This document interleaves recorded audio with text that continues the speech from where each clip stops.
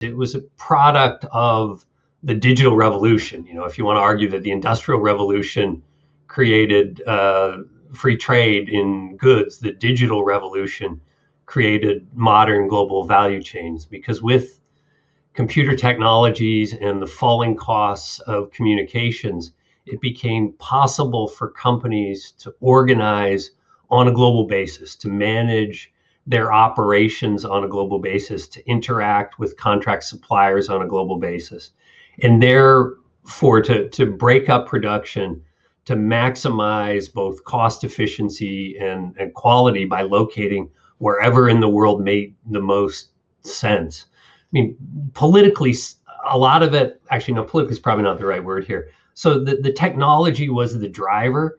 US companies were very good at mastering and taking advantage of those technologies. I argued in my book that the primary response of US industry to the challenge from Japan was the creation of these global supply chains. This is not my insight.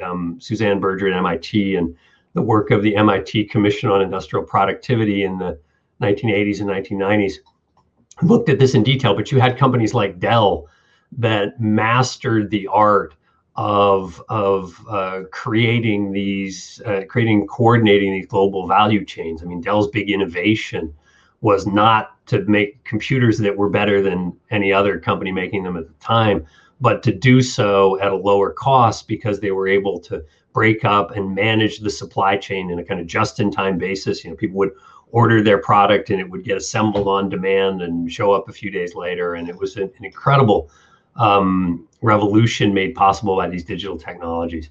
And you can trace pretty clearly as well, and this is the heart of Baldwin's book, that this had profound impacts on the distribution of wealth globally.